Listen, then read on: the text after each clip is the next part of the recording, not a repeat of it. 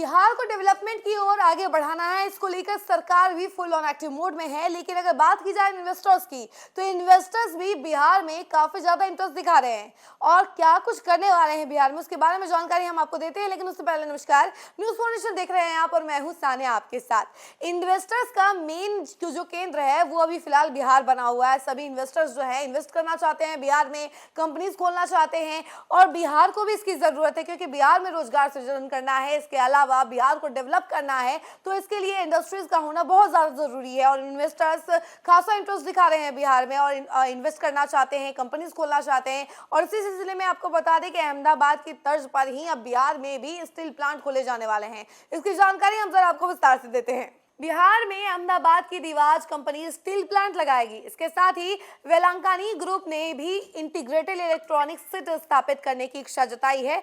एक अन्य कंपनी ने फर्नीचर मैन्युफैक्चरिंग प्लांट लगाने को लेकर प्रेजेंटेशन दिया है। बिहार में औद्योगिक निवेश को गति देने और उद्यमियों की समस्याओं के जल्द से जल्द समाधान के उद्देश्य से उद्योग वार्ता हुई है। इसमें उद्योग जगत से जुड़े 14 प्रमुख प्रतिनिधियों और स्टार्टअप संस्थापकों ने हिस्सा लिया है। वहीं आपको बता दें कि इस दौरान महत्वपूर्ण निवेश प्रस्तावों और भूमि संबंधी जरूरतों पर विस्तार से चर्चा हुई है। मुख्य सचिव प्रत्यय अमृत ने कहा कि राज्य सरकार अभी नहीं तो कभी नहीं के मूल मंत्र पर काम कर रही है। उन्होंने कहा कि बिहार के विकास में महिलाओं की भागीदारी बेहद महत्वपूर्ण है और महिला उद्यमियों को हर संभव सहयोग दिया जाएगा। बैठक में उद्यमियों की समस्याओं पर मुख्य सचिव ने गंभीरता से सुनवाई करते हुए संबंधित विभागों को जल्द से जल्द कार्रवाई के निर्देश दिए हैं। वेलांकानी ग्रुप के सलाहकार शशि शेखर ने बिहार में 2000 एकड़ जमीन पर इंटीग्रेटेड इलेक्ट्रॉनिक्स सिटी स्थापित करने का प्रस्ताव रखा है। अहमदाबाद की दिवाज स्टील प्राइवेट लिमिटेड कंपनी के एमडी मोहित कुमार पटेल ने 150 एकड़ जमीन पर स्टील प्लांट लगाने का प्रस्ताव दिया। इससे बिहार के साथ साथ यूपी और एमपी में स्टील का निर्यात आसान होगा। अल्ट्राटेक सीमेंट के वरिष्ठ अधिकारी अमरेंद्र कुमार ने इस जमीन से जुड़ी समस्याएं रखी हैं। साथ ही 24 कैरेट ज्वेलरी मैन्युफैक्चरिंग यूनिट के लिए 100 एकड़ जमीन की मांग की गई।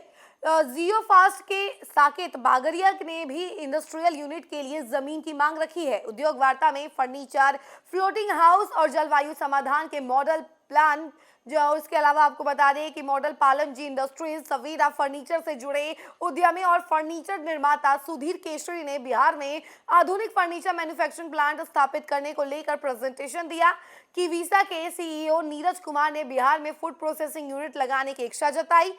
आरा के उद्यमी और अपसाइक्लिंग एक्सपर्ट कुमार प्रशांत ने क्लाइमेट रेजिलिएटिंग विलेज और फ्लोटिंग हाउस का मॉडल पेश किया है। उन्होंने बताया कि बाढ़ प्रभावित इलाकों में यह मॉडल जान माल की क्षति को न्यूनतम कर सकता है। फ्लोटिंग अस्पताल, पशुओं की सुरक्षा और आवास की सुविधा से बाढ़ के दौरान बड़ी राहत मिल सकती है। तो देखा आपने कि इस वार्ता में क्या कुछ हुआ है और खासतौर पर बिहार को कैसे डेवलप करना है, इन्वेस्टमेंट कैसे करना है और कैसे बड़ी बड़ी कंपनियों को यहाँ लाना है और इसके अलावा इन्वेस्ट करना है। तो देखिए, जैसा कि हमने आपको बताया कि बड़े स्टील प्लांट्स जो है वो बिहार में लगने वाले हैं, यानी कि रोजगार की कमी नहीं होगी। आने वाले समय में रोजगार सृजन होगा ही होगा और जो रोजगार का वादा किया गया है वो भी कहीं ना कहीं इसकी वजह से पूरा हो सकता है क्योंकि जितनी कंपनियां लगेंगी उतने रोजगार सृजन के मौके भी बढ़ते जाएंगे और खास तौर पर जो इन्वेस्टर्स हैं वो खासा इंटरेस्ट दिखा रहे हैं बिहार में। तो जल्द से जल्द कई सारी कंपनियां जो होंगी वो बिहार में होंगी। इस खबर में फिलहाल के लिए इतना ही। ऐसी तमाम अपडेट के लिए जुड़े रहे हमसे और देखते रहे न्यूज फाउंडेशन। धन्यवाद।